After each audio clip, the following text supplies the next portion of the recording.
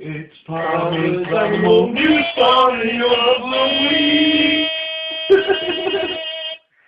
So there was this 8-year-old boy in America, and he's got this dog, it's a Labrador, it's about 18 months old, almost 2 years old, and this kid was getting attacked by a cougar in his garden, and the dog came and saved the kid, and jumped in the way of the cougar and the child, and fought off the cougar, and eventually the cougar ran off, and the boy's okay, and the dog escaped with minor injuries. There we go.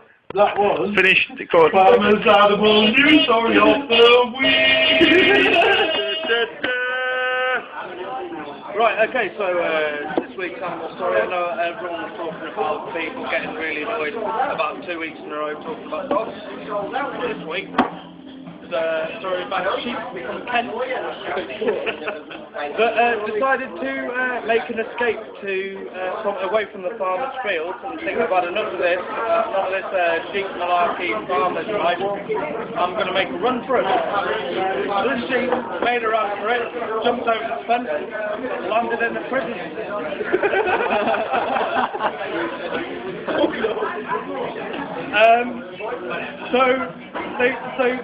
The RSPCA got this call from this prison in Kent saying, yeah, we've got a sheep in the ground, can you come collect it? And the official spokesman for the RSPCA said it involved a lot of running, but we've got him in the end. There we go. That was Palmer's Animal News Story of the Week. Palmer's Animal News Story of the Week.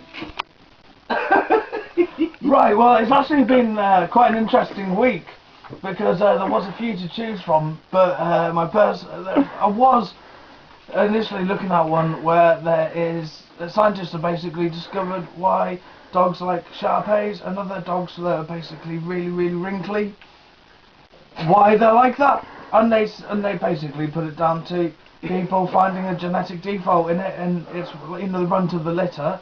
And this is the actual news story. It's the runt of the litter. Is this the one that you're going with for this week? The runt of the litter. My mum was telling me all about it. Right, the runt of the litter. It's basically they go, oh, that's quite interesting. We'll continue to breed that. So they breed that a lot of times, and eventually it becomes like another species of it. But it's fucking obvious. Everyone knows that. It's simple fucking genetics. It's kind of one of those things that we get taught about school. So that's not it.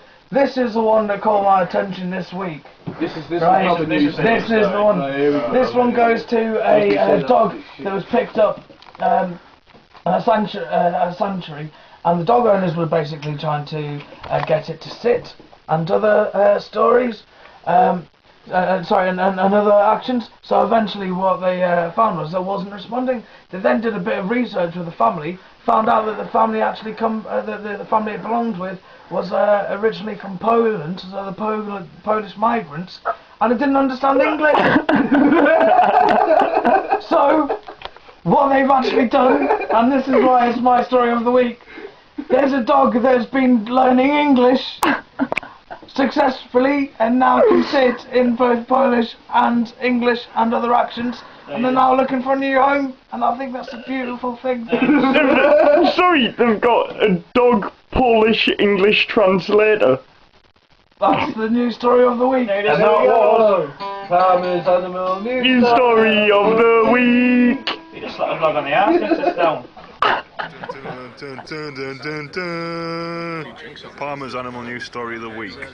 Right, well, there's been a new monkey. It's been discovered in South America with and its nose is so stub-nosed that when the rain comes onto it, it sneezes. So they found this species of monkey that sneezes when it rains and spends most storms with its head between its legs. But the only specimen they've found so far, right, Fog, was already eaten by locals. So the whole thing's entirely conjectural. That was Palmer's Animal News Story of the Week. Gosh.